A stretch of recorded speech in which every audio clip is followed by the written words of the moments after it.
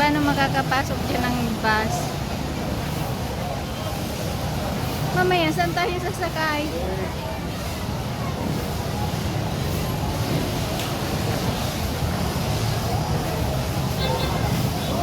Yung bahala kayo. Saka meron naman tayo meron naman.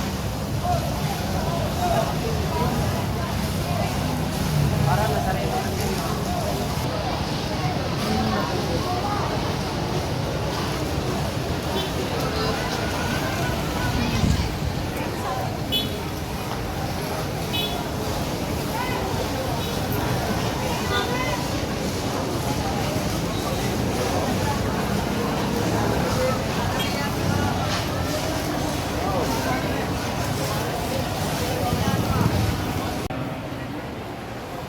Sa galit ko sa sarili na buo ang ibang takot na magkamalan. Takot na di ko kaya at kahihiyan sa pagtingin ko sa sarili. May mga talento ako na pinanghihinayang. Magaling ako mag-drawing pero medyo mababa ang grade ko sa mga project ko na ating elective ng drafting 1 and 2 nung high school ako. Sabi ko, sana nag-join na lang ako ng fine arts nung elementary pa ako. Pagkatapos ng high school, sinubukan kong mag-apply ng seminaryo. Kaso di ako makapasa dahil di ko ma-express ang sarili ko nung ako ay nasa interview. Pinirahan ko na isang pamilya. Binubuo ito ng tatay, nanay, at 7 magkakapatid. Kung iisipin, paano umaba ng grasya ang isang buong pamilya sa gutter o tabing kanal?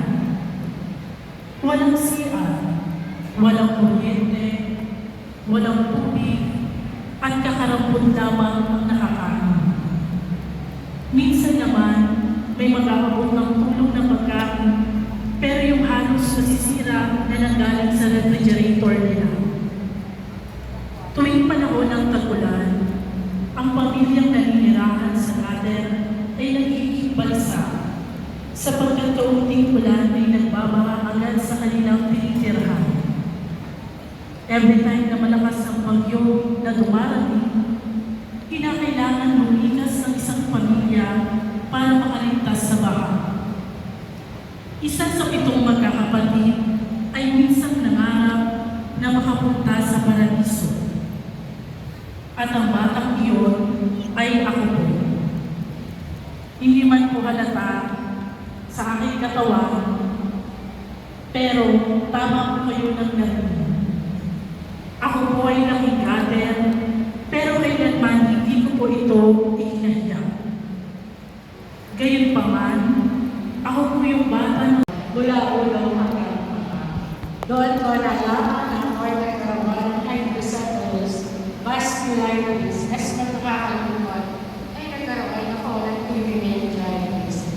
Dumaan din ako sa test kung saan kinuhanan ako ng bone marrow sample kung saan external. Ito ay CT scan guided. Pero blessed na dinitis ka. Ano ang pinagawa ay doon?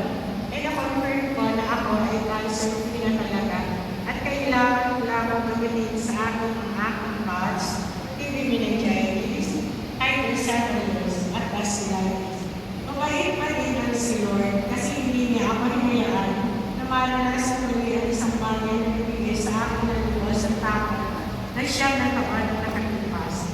Tinanong pa sa aking pamilya gaano katagal sa hospital ang aking ipinagulat na sinagot nila 2 buwan.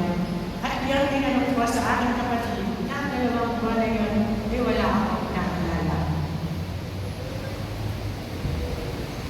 Kung ako man ay makikita niyo noong pagpanahon ninyo, hindi niyo lubos maiisip ko na makukuha ko ang ganong klaseng karamdaman dahil sobra kong naging maalaga sa aking katawan. Pero yung never considered o tinanong ng Diyos, bakit kailangan ko maranasan ang ganitong klaseng mangyayari sa aking buhay?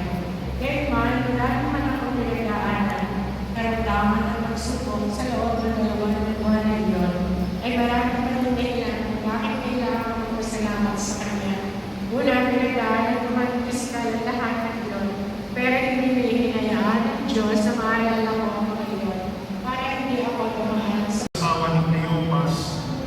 Maria Magdalena.